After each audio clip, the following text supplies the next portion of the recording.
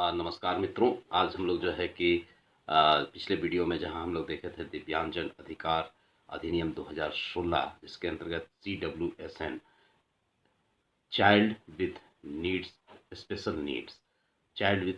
Needs के बच्चे के बारे में लोगों के विषय में हम लोग स्टडी कर रहे थे, जानकारी हासिल कर रहे थे। उसी में जो है दिव्यांगजन अधिकार अधिनियम 2016 जो आया, जिसमें निःशक्तता के 21 प्रकार के विषय में बतलाया गया है, उसके पहचान एवं उसके लक्षणों के विषय में जानकारी दी गई है। उस पर हम लोग जो है कि यहाँ पर चर्चा करेंगे। उनमें सर्वप्रथम जो है जो डिवीज़न हुआ, उसमें जो प्रकार दिए गए CWSN बच्चों के बारे में, उसमें जो है कि एक प्रकार है बौद्धिक असक्तता का, यानी मंद बुद्धि जो बच्चे होते हैं, इंटेलेक्चुअली डिसेबिलिटी जिस बच्चों में पाई जाती है, बौद्धिक असक्तता, इसका मानसिक स्तर जो है उसके उम्र के हिसाब से नहीं बढ़ पाता है। वैसे बच्चे जो है वो विकलांग की श्रेणी में आते हैं। ऐसे बच्चों की संख्या जो है, ऐसे लोगों की संख्या भारत में पूरी आबादी का 0.2% पाई जाती है, जो मानसिक रूप से मंदबुद्धि होते हैं। ये किसी वर्ग, धर्म और जाति या किसी भी लिंग के, महिला या पुरुष कोई भी हो सकता है। सामान्यतः इसके लक्षण जो होते हैं, ये मंदबुद्धि वाला बच्चों का, ये बाल्यावस्था से लेके या 18 साल तक के बच्चों में नज़र आने लगता है। इसमें क्या क्या होता है, यानी कैसे है इसके जो है कि बौद्धिक अक्षमता वाले बच्चों को हम कैसे सामान्य बच्चों से अलग करेंगे, तो इस वीडियो में हम लोग इसी बात को जानने का प्रयास करेंगे कि कौन कौन से लक्षण हैं जिनसे हम एक आम बच्चे को, एक बौद्धिक असक्तता वाले, यानी कि जिसका इंटेलेक्चुअली डिसेबिलिटी है जिस बच्चे में, उस बच्चे से को कैसे हम सामान्य बच्चों से अलग करें। उसमें कौन कौन से लक्षण हैं, कौन कौन से कारण हैं इसके लिए। बहुत सारा जो है कि कभी कभी क्या होता है ना कि ऐसे लोगों को लोग अंधविश्वास से भी जोड़ देते हैं, है ना, कि अरे ये पुराना जो है इसका माँ बाप का कोई कर्म होगा जिसके कारण जो है कि इसको इस तरह से ये बच्चा ऐसा हो गया है। पुराने कर्मों से जो है लोग जोड़ने लगते हैं। इस तरह की अवधारणा है व्यक्त है समाज में। तो ऐसे कंडीशन में माता पिता के लिए एक बहुत ही चुनौती हो जाता है कि कैसे जो है कि वो अपने बच्चे का लालन पालन करें। समाज में ही रहना है तो उसके लिए कौन कौन से जो है कि उपाय करने होंगे, इस वीडियो में हम लोग इसी पर चर्चा करेंगे। बौद्धिक असक्तता एवं मानसिक रोग, ये मानसिक रोग तो है ही, लेकिन एकदम बिल्कुल मानसिक रोग से क्या अंतर है, इसको भी हम लोग समझने का प्रयास करेंगे।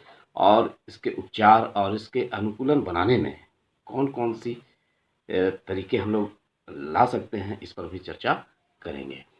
सबसे पहले तो हम लोग ये देख लें कि ऐसे बच्चे जो हैं जो बौद्धिक रूप से अक्षम होते हैं, जिनकी मानसिक स्थिति जो है उसकी उम्र के हिसाब से कम है या फिर ज़्यादा है, इसमें क्या क्या लक्षण हो सकते हैं। तो हम लोग इसमें देखते हैं कि ऐसे बच्चे जो हैं जो बौद्धिक अक्षमता के शिकार हैं, ये बच्चे का ध्यान जो है एक जगह केंद्रित नहीं रहता है। सबसे पहला जो है कि वो किसी काम में ध्यान नहीं लगाते हैं, वो कोई काम करते हुए दूसरे कामों में भी व्यस्त होते हैं। दूसरों को अपनी बात नहीं समझा पाना, अगर वो कुछ सोच रहा है लेकिन उसको कुछ व्यक्त करना है, समझाना है, तो वो नहीं समझा पा रहा है, तो ये भी एक बौद्धिक अक्षमता का जो है पहचान है।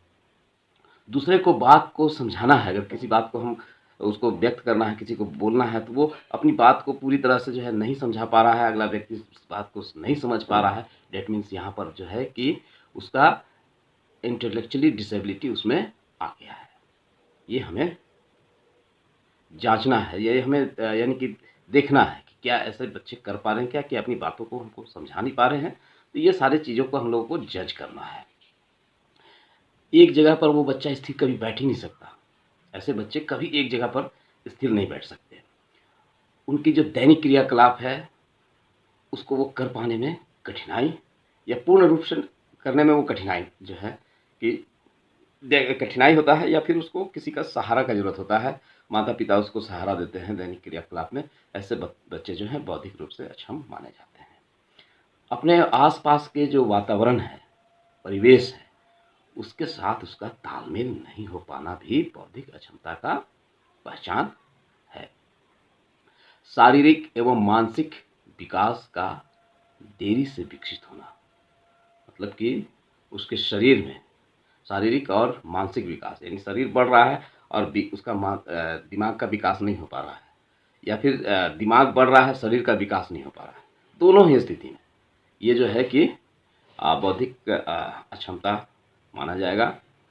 कई बच्चों में असामान्य शारीरिक बनावट हो जाती है, बनावट का दिखना, यानी कि हाथ पैर छोटा हो गया, बड़ा हो गया, इस तरह से, यानी असामान्य रूप से जो है कि बेढंगा रूप से शरीर का नाक चिपटा हो जाना, जीभ जो है मोटा हो जाता है, चौड़ा हो जाता है, या जो है कि फटी हुई हो जाती है जीभ, दो ठो, किसी किसी का जो है कि जीभ भी कटा हुआ होता है। आँख जो है, आँख का छोटा छोटा होना, मुंह को खुला रहना, कुछ बच्चा लोग करते रहता है, इस तरह से मुंह खुला रखना, लार ऐसे गिरते रह रहा है, तो ये सब जो है, या फिर उंगली का बनावट जो है, उंगली जो है कि सामान्यतः जो है कि सबकी उंगलियां लंबी लंबी होती है अपने हिसाब से, उसका उंगली सब जो है छोटा छोटा होगा। ठीक है, तो ये सारे चीज़ों का अगर हम लोग लक्षण देख रहे हैं तो उसमें बौद्धिक अशक्तता हो सकती है। स्वप्न संबंधी दोष होना, ठीक है, स्वप्न दोष हो गया, ये भी जो है बौद्धिक अक्षमता का कारण माना जाता है। शिक्षक अगर कोई सवाल पूछ दे उससे, बच्चे से, तो उसका वो सही सही जवाब नहीं दे पा रहा है, ये भी एक बौद्धिक अशक्तता माना जाएगा। अपने उम्र के अनुसार जो है वो व्यवहार नहीं कर रहा हो, अपने उम्र के हिसाब से वो दूसरे से व्यवहार नहीं करता है। मान लीजिए कि 6 साल का बच्चा है और 2 साल का बिहेवियर कर रहा है। आपने वो फिल्म देखी होगी जरूर, जिसमें जो है अमिताभ बच्चन जो है कि एक छोटा सा, उसका विकास ही नहीं हो रहा था, या क्या पिक्चर थी उसका नाम मुझे याद नहीं आ रहा है, लेकिन उसमें जो है कि और उसका नाम था, है ना, और तो वो बच्चे का विकास नहीं हो रहा था, उसके चेहरे में झुर्रियाँ पड़ गई थी, और उस बच्चे का शरीर का विकास नहीं हो रहा था, बौद्धिक विकास नहीं हो रहा, बड़ा तो हो रहा, शरीर भी बड़ा हो रहा है किसी बच्चे का, लेकिन उसका दिमाग जो है कि विकसित नहीं हो रहा है। तो ऐसे बच्चे जो हैं कि बौद्धिक रूप से अशक्त माने जाते हैं। कुछ ऐसे भी रीज़न होते हैं, जैसे कि लक्षण होते हैं जिसकी वजह से हम लोग बच्चे को पहचान पाते हैं कि जब बच्चा जन्म लेता है, तो ऐसे बच्चे जो मानसिक मंदता के शिकार होते हैं, जिनमें जो है बुद्धि कम होता है, अल्पविकसित बच्चे दिमाग से होते हैं, वो बच्चे जो है जन्म के लेने के होते के साथ ही तुरंत नहीं रोते हैं। जन्म से ही जो है कि पता चल जाता है। जो बच्चा जन्म लेने के बाद अक्सर बच्चे जो है रोते हैं, रोना चिल्लाना होता है उनका, लेकिन जो बच्चे बिल्कुल शांत पैदा होते हैं उसमें इस तरह के गुण हो सकते हैं। बच्चे का विकास अन्य बच्चों की तुलना में धीमी गति से होता है, अर्थात देरी से चलना, देर से बैठना, बोलना शुरू करना, ये सब जो है कि इसके लक्षण हो सकते हैं। किसी भी कार्य एवं कुशलता की धीमी गति से सीख पाना, यानी कोई कार्य को बहुत धीमा गति से सीख रहा हो, वैसे बच्चे मंदबुद्धि कहलाते हैं। या बहुत अधिक समझने पर भी समझाने पर समझ पाते हैं। किसी किसी बच्चा का जो है बौद्धिक स्तर बहुत जो है कि विकसित नहीं होता है, तो उसको एक ही चीज़ को बार बार लगातार समझाना पड़ता है, तब जाके वो समझते हैं। तो ऐसे बच्चे भी जो हैं कि बौद्धिक रूप से अक्षम होते हैं। अपनी उम्र के अनुसार सामान्य कार्य नहीं कर पाना, जैसे भोजन कर, कोई कोई बच्चा देखते हैं कि भोजन करता है तो आधा जो है भोजन मुंह में डाल रहा, आधा नीचे गिर रहा है। तो ऐसे बच्चे जो है कि बौद्धिक अक्षमता के शिकार हैं। कोई बच्चा का लार टपक रहा है, वो भी जो है कि बौद्धिक अक्षमता का जो है कि अक्षमता माना जा सकता है। कोई बटन जो है कि मान लीजिए ऊपर नीचे लगा रहा है, ऐसे बटन लगा रहा है, यहाँ पे ऐसे लगा लिया, ऐसे लगा लिया, ये जो है कि इस तरह से जो बटन लगाता है, वो भी जो है कि बौद्धिक अक्षमता माना जाता है। कपड़े पहनना नहीं आ रहा है उसको, है ना, समय देखना भी नहीं आता है। बड़ा तो हो गया, मैट्रिक में चला गया, लेकिन वो समय देखना नहीं आता उसको। तो ऐसे बच्चे बौद्धिक अक्षमता के शिकार हैं, है ना। भाषा का सही सही प्रयोग नहीं कर पाना, ऐसे सामान्य रूप से बहुत सारे बच्चे मिल जाएंगे हम लोगों को। ज़रूरत है कि इनको पहचान करने की, भाषा का सही सही प्रयोग नहीं कर पा रहा है। पढ़ाई में बहुत सारा बच्चा जो है पीछे रहता है, वो सोचता है कि हमारे लिए तो पढ़ाई बना ही नहीं है, अब बना नहीं है तो वो पढ़ना नहीं है। तो जन्म से तो पैदा होता नहीं है पढ़ा लिखा। सबको आके इसी धरती में जो है कि सीखना है, पढ़ना है। तो कुछ बच्चे जो है कि उसके दिमाग में ये घर कर जाता है कि यार ये चीज़ तो हमसे होगा ही नहीं। तो ऐसे सोचने वाले बच्चे जो है इनकी पहचान करनी, जो ज़्यादातर क्लास में जो है पीछे बेंच में जो बैठते हैं बच्चे, वो लोग इसका शिकार होते हैं। इसलिए ज़रा जो है शिक्षक बंधु लोग देख रहे होंगे तो वो अपने बच्चों को, आप तो लिखते होंगे रिपोर्ट वगैरह में कि ये बच्चा जो है हमारा CWSN बच्चा जो है कि एक कोठो नहीं है, 0। आप देखिए विद्यालय में आपके 50 अगर 100 बच्चे हैं तो उसमें 60 बच्चे जो हैं कि बौद्धिक अक्षमता के शिकार होंगे। अभी 21 तरह का हम लोग को डिफाइन करना है। आप देखेंगे कि 60-70% बच्चे जो हैं विद्यालय में इस तरह से शिकार हैं, बौद्धिक रूप से, मानसिक रूप से, है ना। अपने उम्र के अन्य बच्चों के साथ वो घुल मिल नहीं पाता है। बहुत सारा बच्चा जो दिन भर शिकायत लेके आता है, ये भी एक अक्षमता है ना। बच्चे की तरह जो है कि अपने उम्र से कम उम्र के बच्चों के की तरह जो है कि वो व्यवहार करने लगता है। यानी कि उम्र है 15 साल का और वो जो है बेबी स्टेप चल रहा है। वो क्या है बेबी स्टेप चलना, या फिर जो है कि बच्चा जैसे तड़ा के बात करना। तो ये भी जो है कि बौद्धिक अक्षमता का शिकार है। दैनिक कार्यों के लिए दूसरों पर निर्भर होना, ये भी जो है कि बौद्धिक अक्षमता का लक्षण तो हम लोग लगभग जान गए। लेकिन अब इसके पीछे कारण क्या है, कौन से ऐसे कारण हैं जो बौद्धिक अक्षमता के लिए जिम्मेवार है, इसको जानने की आवश्यकता है। बंधुओं, मानसिक मंदता होने के संभावित कारक कौन कौन से हो सकते हैं। जैसे कि मैंने बताया कि बच्चे बता रहा हूँ कि गर्भ में जब बच्चा होता है उसका सही से विकास नहीं हो पाया, तो गर्भ से ही जो है मानसिक मंदता हो गई। पहला तो कारण ये हुआ कि बच्चा पैदा होने के पहले ही गर्भ में ही जो है वो बौद्धिक रूप से अक्षम हो गया, है ना। गर्भ, या फिर जो है दूसरा कि जब माँ जो है वो गर्भावस्था जब धारण की हुई है उसकी अच्छी तरह से देखभाल नहीं हुई। तो जब माता की देखभाल अच्छे से नहीं होगी तो उसके गर्भ में पल रहे बच्चे, शिशु की कैसे जो है कि विकास होगा। तो ये भी एक कारण है कि गर्भ में पल रहे शिशु की देख रेख अच्छी से, यानी देखभाल उसकी माँ के भोजन आहार पर, संतुलित भोजन पर निर्भर करता है ना। तो वो एक असर होता है वहाँ पे। माँ को कोई तकलीफ हुई हो उससे जो है असर पड़ता है। जैसे कि हम लोग जो है कि हाँ आदिवासी समाजों में देखते हैं या फिर पढ़े लिखे समाज में आजकल ऐसा होता है कि बहुओं को काफ़ी सताया जाता है। तो जब बहुएं सताई जाती हैं, उनके पेट में पल रहे बच्चे जो हैं, गर्भ में बच्चे हैं, उनको मारा पीटा जाता है। ऐसे कंडीशन में बच्चे को चोट लग जाती है, जिसके कारण बच्चा जो है अक्षम रूप से उसका बौद्धिक स्तर का विकास नहीं हो पाता है। ये एक सोचने वाली बात है। तो जन्म के समय जो है यदि सिर पर जो है कि वो चोट लग गई, जन्म से पहले चोट लग गया, उसको पेट में जब था गर्भ में उसी समय चोट लग गई, उससे भी जो है बौद्धिक रूप से अक्षम होगा बच्चा।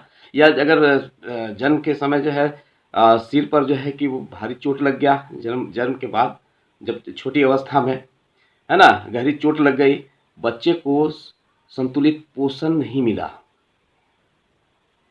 या उसका वातावरण सही नहीं मिला, बच्चा ऐसे समाज में जी रहा है जहाँ पर जो है कि ना बोलने का कुछ है, ना पढ़ने का कुछ है, ना एकदम बिल्कुल जंगली वातावरण में रह रहा है, उसका बौद्धिक विकास कहाँ से होगा। ये भी जो है कि एक कारण है।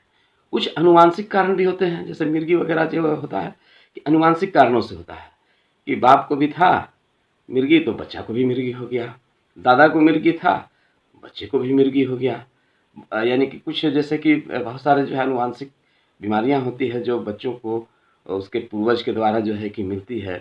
तो वो सारे बीमारियां भी जो है, अगर वैसे वंशानुगत बीमारी उसको है जन्म से, तो बच्चा जो है दिव्यांग हो जाता है, उसका बौद्धिक स्तर निम्न हो जाता है, जो कि मानसिक मंदता के शिकार हो जाते हैं बच्चे। अब हम लोग देखते हैं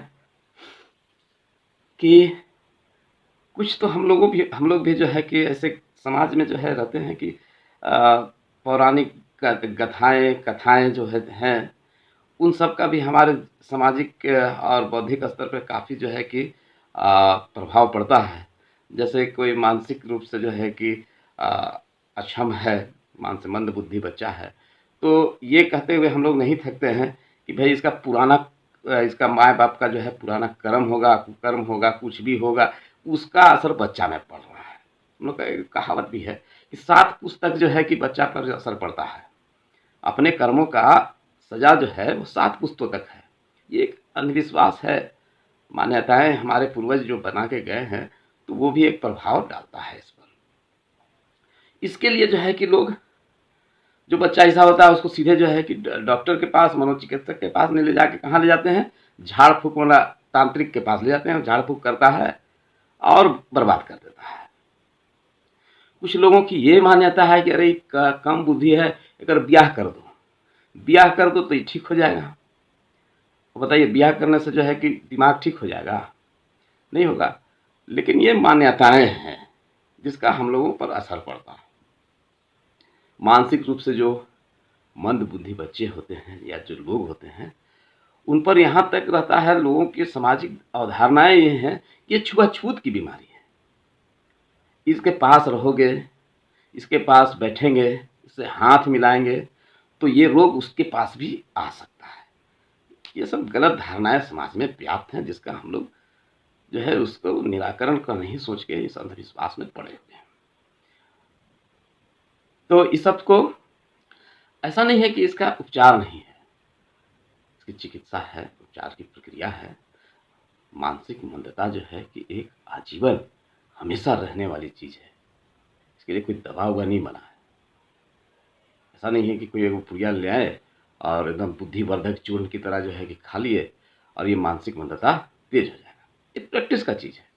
जैसे अब दिमाग कमज़ोर है, हम अपने बच्चों के साथ जो है कि यानी कि नहीं पढ़ पा रहे हैं, यानी क्लास में पीछे हैं, तो क्या करना होगा? पढ़ना होगा, उस हिसाब से पढ़ना होगा। तो माँ-बाप उस पर ध्यान दें, ठीक हो जाएगा बच्चा। उस तरह से जो है उसको प्रैक्टिस में लाना होगा। भटके हुए जो है, इलाज यही है कि हमको प्रैक्टिस में लाना है।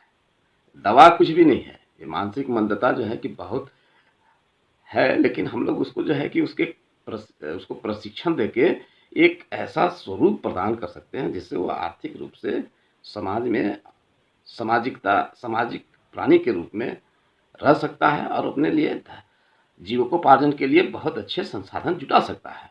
ऐसे हम लोगों को प्रशिक्षण देने की आवश्यकता है। ज़रूरत क्या है? ऐसे लोगों की पहचान करने की। ऐसे लोग हमारे विद्यालय में हैं, हमारे समाज में हैं, इनको चिन्हित करने का काम करना चाहिए। और इनको इनको ये नहीं कि ये पागल हैं, इसलिए कि इनको एक विशेष प्रशिक्षण की आवश्यकता है। इस नज़रिए से उसको जो है एक मनोवैज्ञानिक या मनोचिकित्सक से परामर्श ज़रूर लेना चाहिए ऐसे बच्चों या ऐसे लोगों के संबंध में, है ना? उनका बच्चे का आईक्यू लेवल जो है, उसकी टेस्ट होनी चाहिए। उसका आईक्यू लेवल क्या है, उसकी टेस्ट हो, है ना? बच्चे को उसकी ज़रूरत के अनुसार विशेष विद्यालय में, अगर किसी को बहुत ज़्यादा कठिनाई है, तो ऐसे विद्यालय बने हुए हैं, उसके लिए विशेष विद्यालय की व्यवस्था है। उसमें प्रशिक्षण कुछ दिनों के लिए दिया जा सकता है, हमेशा के लिए नहीं कि उस बच्चे को बिल्कुल अलग कर देना है।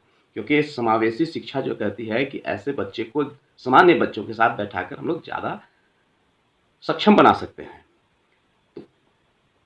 जब ऐसे बच्चे हैं जो कि बिल्कुल नहीं समझ पाते हैं, तो उनको कुछ दिन का विशेष प्रशिक्षण देकर हम लोग सामान्य बच्चों की श्रेणी में ला सकते हैं।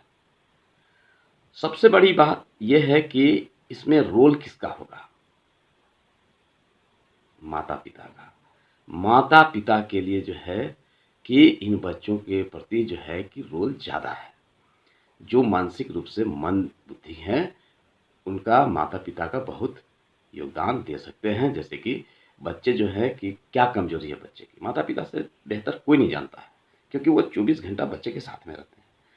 उनको पता है कि हमारे बच्चे में क्या मेरिट्स है और क्या डिमेरिट्स है। वो उसके मेरिट्स को बढ़ावा दें और डिमेरिट्स को क्या करें? कम करें, उसको व्यवहार में ना लाने दें। तो ये इसका प्रैक्टिस कराने का जिम्मा ज़्यादातर किसके पास है? उसके माता-पिता के पास। बच्चे को क्या अच्छा लगता है तथा किस चीज़ के लिए वह आपकी बात मान सकता है, यह पहचानने का प्रयास माता पिता को करना चाहिए तथा उसका प्रयोग जो है नई कुशलता, नए नए टेक्निक के साथ जो है कि उसको लाना चाहिए, सिखाना चाहिए बच्चों को। बच्चे में कौन से ऐसे व्यवहार हैं जिससे उसको औरों से परेशानी होती है। बच्चे के कुछ व्यवहार ऐसे हैं जिससे लोगों को परेशानी होती है, ऐसे व्यवहार को रोकना चाहिए। रोकना का मतलब ऐसा नहीं है कि उसको डांट दीजिए और डांटने के बाद कहिए ऐसा काम नहीं करना है, ऐसे नहीं, ऐसे तो और बच्चा बिगड़ जाएगा। उसको उसके नेगेटिव चीज़ को पकड़िए, उसके विपरीत व्यवहार को। ऐसे बच्चे जो है बहुत नटखट होते हैं, आप जैसा बोलेंगे उसके उल्टा करेगा। अगर उसको किसी बात से परेशानी हो रही है, किसी आपके यानी कि उसके सामने वाले लोगों को, तो उसको उल्टा व्यवहार करने के लिए बोलिए, विपरीत, यानी जो कराना है आपको तो आप उसका उल्टा बोलिएगा तो वो सीधा करेगा। तो आप उसको इस तरह से उसको प्रोत्साहित कर सकते हैं अच्छे व्यवहार बनाने के लिए। किसी भी नई क्रिया को सिखाने के लिए जो है कि उसको बहुत छोटे छोटे टुकड़ों में बांटें। जैसे हम लोग जो है कि बच्चों को सिखाते हैं, शिक्षक लोग जो है कि बच्चे को सिखाते हैं क्या कि क लिखना है तो सबसे पहले आड़ी टेढ़ी रेखा अक्षर डायरेक्ट जो है क ख ग घ नहीं लिखवाते हैं। पहले उसको जो है कि आड़ी टेढ़ी रेखा खींचने को कहते हैं, फिर उसको सीधा लाइन और स्लैंटिंग लाइन जो है खींचने को बोलते हैं। उसके बाद उसमें एक तरफ जो है कि लड्डू बनाने सिखाते हैं, फिर उसमें जो है कि पूँछ लगाने बताते हैं। तो कई चरण होते हैं, क लिखने के पीछे कई चरण हैं, ख लिखने के पीछे कई चरण हैं। तो इन चरणों का व्यवहार इनके व्यवहार में को संतुलित करने के लिए किया जाना चाहिए। छोटे छोटे टुकड़ों में बांटकर हम लोग अच्छे गुण सिखा सकते हैं ऐसे बच्चों को। बच्चों को मारने या पीटने से नहीं, बल्कि उसको जो है कि प्यार से सिखाना होगा, है ना। बच्चे को एक साथ बहुत निर्देश मत दे दीजिए, एक ही साथ ये करना वो करना ये करना पूरा लिस्ट बना के, धीरे धीरे धीरे धीरे धीरे धीरे, है ना। भाषा को अपना सरलता से रखते हुए भाषा को जितना सरल करेंगे और बहुत छोटे छोटे निर्देश टुकड़ों में बांट बांट के जो है कि अगर हम उसको निर्देशित करें तो निश्चित रूप से बच्चा जो है वो आत्मनिर्भर बन जाता है। ज़रूरत है हम लोग को उसको उतना पेशेंस तो रखना पड़ेगा माता पिता को, क्योंकि माता पिता जो है कि अगर दुनिया में कोई है किसी बच्चे को जो है कि सोचते हैं अच्छा, तो माता पिता अपने बच्चों का फ्यूचर अच्छी तरह से सोचते हैं, जानते हैं। और दूसरा कोई वैसा व्यक्ति है तो वो एक शिक्षक है जो बच्चे के पास होने पर मुस्कुराता है, फेल होने पर उनके भी आंखों में चिंता की लहर होती है।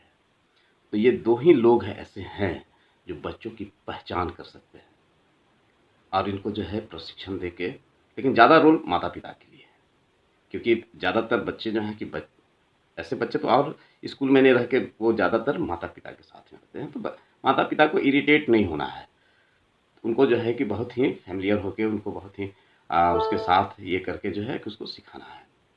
बच्चे को समाज में मिलने जुलने का मौका दें। तो बच्चे को जो है कि समाज में मिलने जुलने का मौका और अवसर देना चाहिए।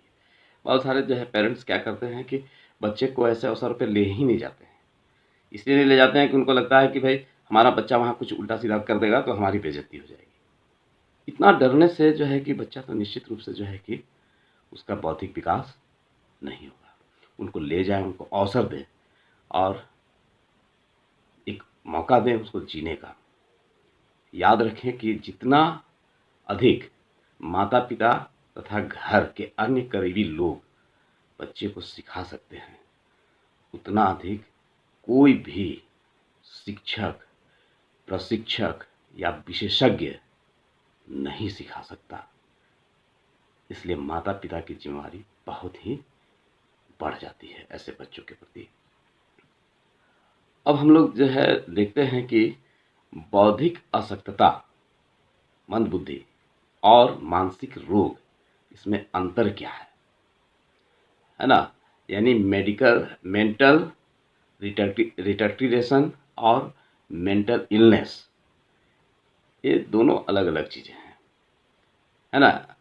तो इसमें जो है कि मानसिक मंदता जो है ये एक अवस्था है, अतः इसे ठीक से इसको ठीक पूरी तरह से नहीं किया जा सकता है, लेकिन हाँ इसको प्रैक्टिस करा के जो है आत्मनिर्भर बना सकते हैं हम लोग। दूसरी तरफ मानसिक रोग क्या है कि यह एक बीमारी है जिसे पूर्णतः ठीक किया जा सकता है दवाओं से, है ना, ठीक किया जा सकता है मानसिक रोग। दूसरा क्या है कि मानसिक मंद व्यक्ति, जो मानसिक रूप से मंद है, मंदता है, मानसिक बौद्धिक अक्षमता है, उसका आईक्यू लेवल जो है 70 से कम होता है।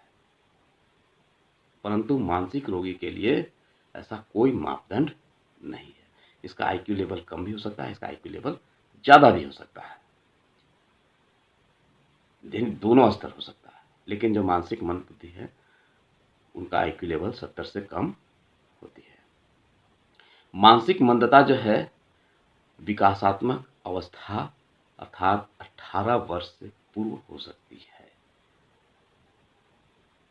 यानी 18 साल के बाद मानसिक मंदता नहीं होगा। ऐसा नहीं है कि कोई व्यक्ति जो है कि 18 साल तक जो है कि पूरी तरह से वो एकदम मानसिक रूप से स्वस्थ था, शारीरिक रूप से स्वस्थ था, अचानक जो है वो मंद बुद्धि बन गया, ऐसा कभी नहीं होगा।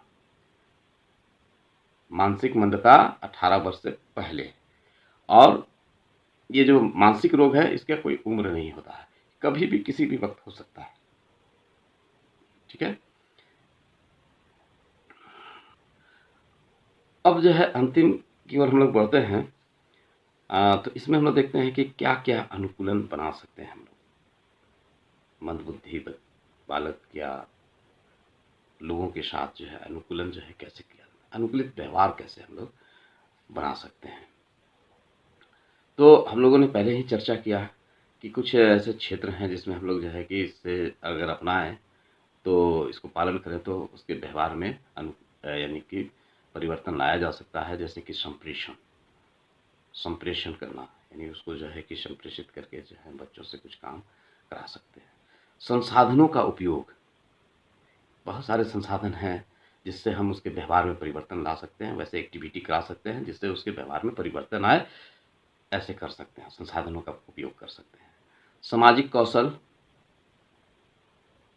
जो है उसके पैमाने जो हैं उसको आजमा कर उसको उस पर जो है व्यवहारित करके हम उसके व्यक्तिगत जीवन को बदलाव ला सकते हैं। घरेलू कौशल, घर में जो है रहने के लिए, लेकिन इन सभी में जो है देखिए माता पिता का ही रोल ज़्यादा है ना। अपना ध्यान रखना, पर्सनल केयर करने के विषय में समझाना, बच्चों को कैसे करना है उसको जो है कि हम लोग अनुकूलित करा सकते हैं। उसको आत्मनिर्भर बनाने के लिए कुछ ऐसे कौशल्स उसको सिखाए जा सकते हैं, टेक्निक सिखाए जा सकते हैं जिससे वो किसी के ऊपर आश्रित नहीं हो। उसका स्वास्थ्य पर ध्यान देने के लिए भी कुछ प्रैक्टिस करवा सकते हैं। उसके सुरक्षा के लिए जो है कि हम लोग उसको कुछ प्रशिक्षण दिला सकते हैं। कार्यात्मक कौशल के अंतर्गत जो है कि हम लोग उसको कुछ आर्थिक गतिविधि करने के लिए जो है कुछ टेक्निक उसको सिखा सकते हैं ताकि वो अपना आत्मनिर्भरता कायम कर सके। अपने खाली समय को उसको कैसे बिताना है, जैसे कुछ मनोरंजक खेल वगैरह जो है उसको उस पर ट्रेंड कर सकते हैं, ताकि चूँकि ऐसे बच्चे जो हैं कि इनको समझ में नहीं आता तो इनको विशेष प्रशिक्षण और की आवश्यकता है। हम लोग ज़रूरत पड़ने पर वैसे प्रशिक्षक के रूप में जो है कि बच्चों को मनोचिकित्सक या फिर उनके पास ले जाकर जो है कि एक कुशल व्यवहार सिखा सकते हैं हम लोग। और इन जो कौशल हैं, इन सारे कौशलों को जो है कि अगर हम लोग प्रशिक्षित कर दें बच्चों को तो निश्चित रूप से इस अपंगता से मुक्ति मिलेगी। इतना समय देने के लिए बहुत बहुत धन्यवाद। अगले सेशन में हम लोग देखेंगे, अगले भाग में, कि विकलांगता के जो और स्वरूप हैं उस पर हम लोग चर्चा करेंगे। बहुत बहुत धन्यवाद। जय हिंद।